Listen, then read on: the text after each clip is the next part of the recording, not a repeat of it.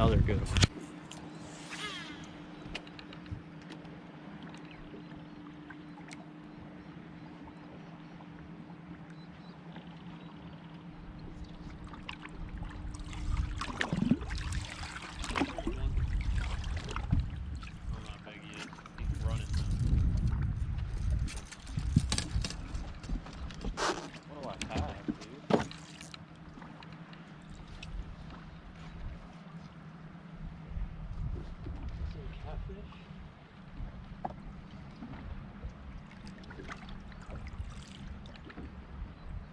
Big bass, big bass.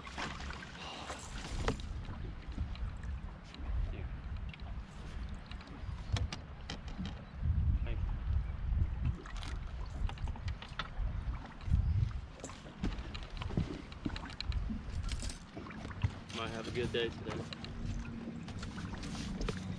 Cole? 1, 2, 3, 4, 5.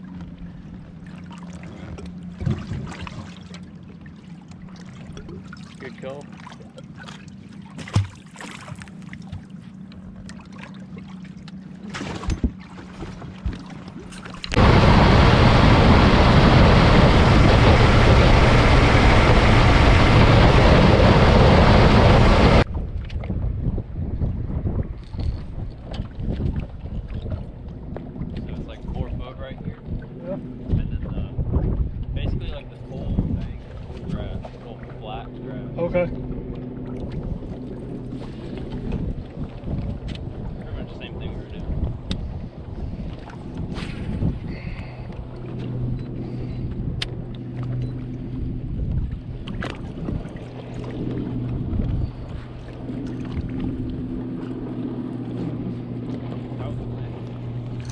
Oh.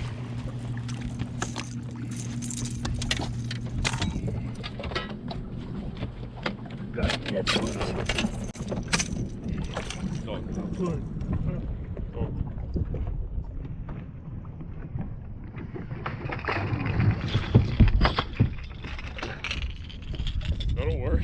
Yeah. Oh my gosh. It's fucking happening.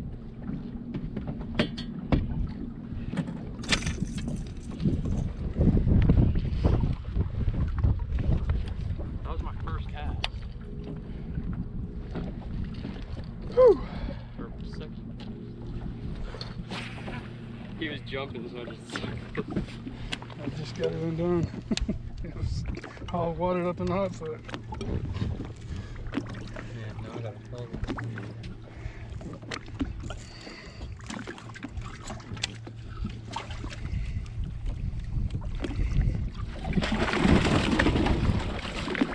I need to get my Colby.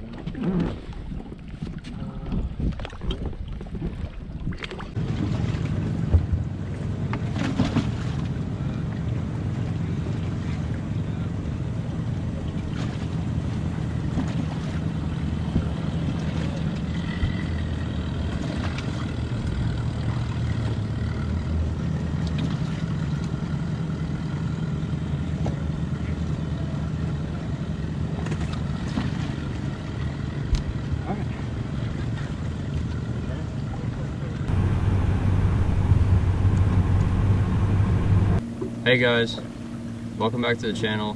Joe BB here. Just want to go over a little recap of the baits and techniques that I used during the BFL Sam Rayburn, January 7th. So first off, I'll get right into it. I was fishing a grass flat on a main lake point, and the grass came out about 100 yards. And off the edge of that grass, it was in like 4 or 5 foot of water. And I was using my active target to scope around and find those isolated clumps off the edge of the grass. And so those isolated clumps were holding 2-3 fish. And when I found them, I would go make several casts over and over using the active target. And I wasn't actually seeing the fish eat my bait, but I was seeing the fish on the clumps, just making casts over and over with the baits here. First bait I used was a Strike King Hybrid Hunter. I don't know what color that is, but it's a shad pattern. I was fishing this on a Pride Rod 7'4" heavy action composite, and basically it's my chatterbait rod. It's what I like to throw my vibrating jigs on, and it's really good for a hybrid hunter as well. Really lets you rip the bait out of the grass. It's got a lot of backbone, but because it's a composite, it'll keep those fish pinned in those treble hooks. It's got a lot of give, and it was just the perfect setup. I was fishing that on 20-pound fluorocarbon. I like heavier line. On all my setups, I was using 20-pound fluorocarbon. Heavier line makes me allows me to fish that bait a lot better in that grass. I just think it has a lot less stretch. So I can rip that bait out. As you saw in the video, I was ripping it pretty hard, and a few times when I'd rip it out, as soon as I rip it, they'd be all over it and choked it. So that's what I was using. Also, a key factor for the hybrid hunter and the lipless I'll get into, I was fishing it on an 8-to-1 gear ratio reel. That allows me to fish that bait really fast. I think this time of year when it's cold, you got to get a lot of reaction bites to make those fish eat, and the 8-to-1 allows me to fish that bait a lot more efficient. If I was using a 6-2-to-1 or a 6-speed reel or a 7 even, it's just not as efficient. I can't make as many casts. I can feel the bait a lot better with this setup, so that's what I was using. I do change the hooks on most of my crankbaits. These are Gamakatsu. I don't know the name of them, but they're EWG. As you can see there, they're EWG hooks. I didn't lose a single fish, so every one I hooked, I got on the boat. So that's really key. when you're fishing tournaments, you want every fish in the boat you can. So changing the hooks, taking the time, really pays off. So the next bait I used, this one here, is a 6 Sense Snatch 70X. It's coontail craw color. This one comes with good hooks on it, EWGs, so I didn't change them out.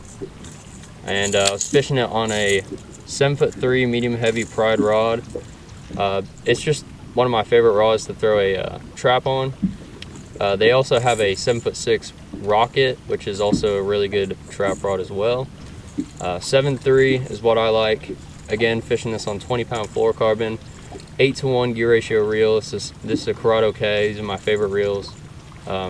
Same concept, allows me to rip that bait out of the grass, catch up with it, fish the bait really efficient, and make a lot of casts. And more casts you make during the day is the more opportunities you put that bait in front of a fish's face, and more times than not, you'll get a lot more bites fishing, making more casts. So I did catch a few small ones. I got one on camera.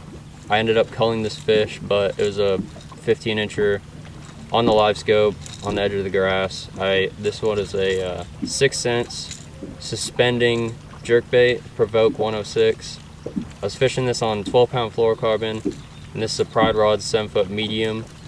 It's just a really good setup for me. 7-to-1 gear ratio reel allows me to twitch that bait and catch up with the line real quick. Pop the slack in the line when you're fishing a jerkbait is really key. And so I caught a couple on that, but they weren't that big. In practice, I was catching most of my fish on this Rapala OG Slim. This is the small size. It's just a craw color, as you can see there. Change of hooks, bigger hooks. Again, bigger hooks for those bigger fish. Get them in the boat. Take the time. It really pays off. This is a 7-foot medium composite Pride rod, cranking series. This is what I really like for the smaller crankbaits. Allows me to get that light weighted bait out there, and it also has a lot of give in it. So when I do hook them, I'm not ripping the treble hooks out of his mouth. As you can see, this rod really bends, and it's perfect for throwing those smaller crankbaits, square bills, flat-sided crankbaits. Perfect rod for that.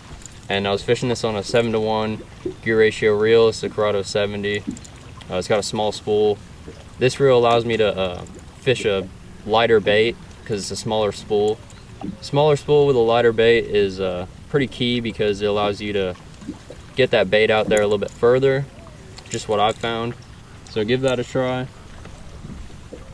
And I did make a move. I was fishing one stretch up and down, as you saw in the video. Up and down is about 150 yard stretch, and those fish were just up there feeding on shad. And every time I made a pass back and forth, I'd pick one up. And yeah, so that's pretty much a rundown. I did make a move at 1 o'clock to an area I hadn't fished. It's just something that kind of set up the same as I was fishing in the morning.